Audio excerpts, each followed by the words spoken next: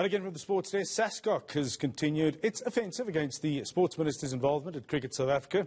The Olympic body is questioning whether Nathi Mthethwa flouted the National Sport and Recreation Act in his involvement in the adoption of a new board at CSA. Sascoc is asking the Sports Portfolio Committee to investigate the Minister's actions.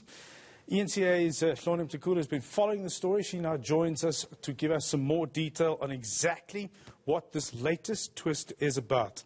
Where to start? It just seems as though it's gone into new territory as far as the twists go. It has, and I think, you know, when the interim board and the Members' Council of Cricket South Africa had that press conference on the 30th of April to adopt the MOI, to finally adopt the MOI, we kind of thought, okay, maybe things are finally coming to an end.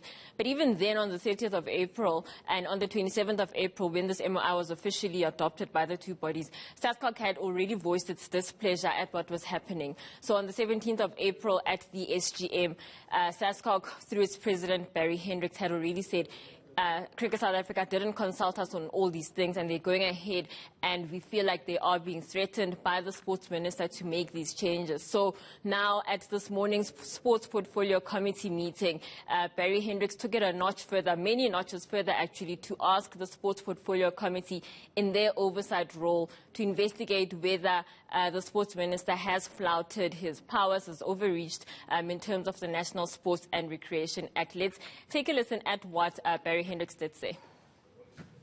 In that respect, Madam Chair, can I ask that the oversight function of the Portfolio Committee be invoked in this particular case as well? And I think the plea from Sascoc is, if a focused study could take place, whether the Minister in fact did flout the Sports Act, and for your committee to then provide us with advice with regarding that particular matter. That is a plea from our side, Madam, for the Portfolio Committee to investigate this and to present the findings for us and to assist us on this particular matter to understand whether we are right or wrong. I feel at this point we just need to remind everyone what the major story is about. It's my understanding that it's all about Cricket South Africa's governance issues. That's not the only issue that's being a concern for Sports Ministry, but that's one of the major issues.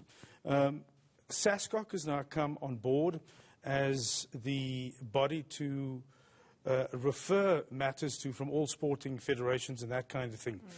What else are they complaining about as far as this whole process is concerned? So the issue is around the National Sport and Recreation Act, and when the Minister invoked Section 13(5) of the Sport and Recreation Act as the Sports Minister, sure, it goes back to last year when Sascoc, the then leadership of Sascoc, were trying to get Cricket South Africa to release the flouted report, and they weren't able to do that, and they handed the matter over to the Sports Minister. And the Sports Minister since then has been handling CSA matters, right?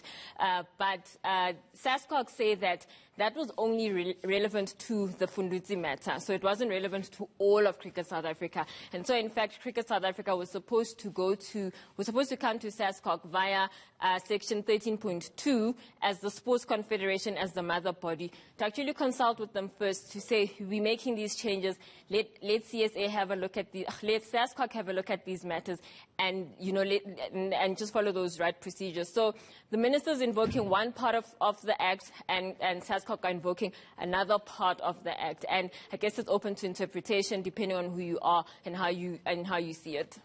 But we, the fans, just as recently as last week, were under the impression that the MOI, the Memorandum of Incorporation, was accepted by all parties concerned in this matter.